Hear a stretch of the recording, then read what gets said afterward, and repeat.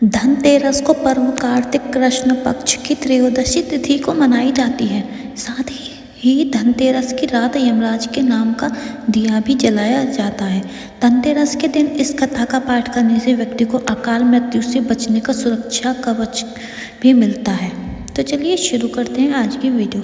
नमस्कार दोस्तों, आप सभी का स्वागत है आपके अपने YouTube चैनल छाया वॉइस डायरी में। तो दोस्तों, कैसे हैं आप सब? उम्मीद करती हूँ कि आप सब अच्छे और स्वस्थ होंगे। तो दोस्तों, वीडियो शुरू करने से पहले अगर आपने चैनल को सब्सक्राइब नहीं किया है तो प्लीज़ चैनल को सब्सक्राइब और बेल आइकन को प्रेस करना ना भूलें। तो चलिए शुरू करते हैं आज की वीडियो। एक बार यमराज ने अपने दूतों से पूछा कि क्या लोगों के प्राण लेते समय तुम्हें किसी पर दया भी आती है? यमदूत संकोच में पड़कर बोले, नहीं महाराज, हम तो आपकी आज्ञा का पालन करते हैं, हमें दया भाव से क्या लेना देना।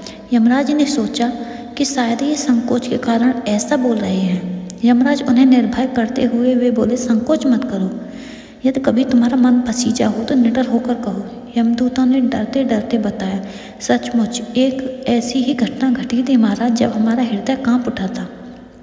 यमराज ने बड़ा उत्सुक होकर पूछा कि क्या ऐसी घटना घटी थी? दूतों ने कहा, महाराज, हंस नाम का राजा एक दिन शिकार के लिए गया। वह जंगल में अपने साथियों से बिछड़कर भटक गया और दूसरे राज्य की सीमा में चला गया। फिर वहाँ के राजा हेमा ने राजा हंस का बड़ा सत्कार किया। ठीक उसी दिन राजा हेमा की पत्नी ने एक पुत्र को जन्म दिया था। ज्योतिषों ने नक्षत्र गणना करके बताया कि यह बालक विवाह के 4 दिन बाद मर जाएगा।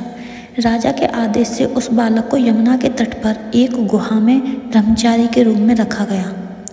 उस तक स्त्रियों की परछाई भी नहीं पहुंचने दी गई। लेकिन विधि का विधान तो अडिग था। समय तेजी से बीतता जा रहा था और संयोग से एक दिन राजा हंस की युवा बेटी यमुना के तट पर निकल गई। उसने उस ब्रह्मचारी बालक से गंधर्व विवाह कर लिया। 4था दिन आया और राजकुमार मृत्यु को प्राप्त हुआ।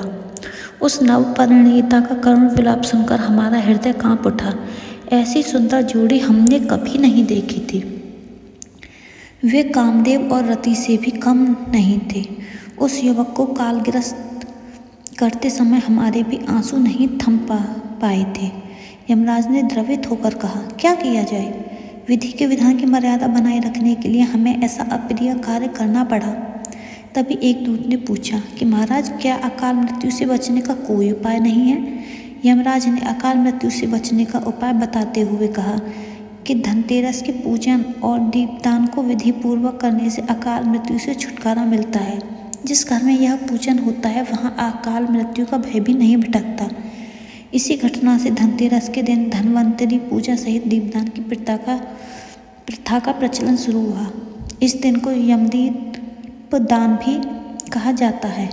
मान्यता है कि ऐसा करने से यमराज के प्रकोप से सुरक्षा मिलती है और पूरा परिवार स्वस्थ रहता है। इस दिन घरों को साफ सफाई लीप पोत कर स्वच्छ और पवित्र बनाया जाता है। फिर शाम के समय रंगोली बनाकर दीपक जलाकर धन और वैभव की देवी माँ लक्ष्मी का आह्वान किया जाता है। तो दोस्तों, आपको हमारी वीडियो कैसी लगी?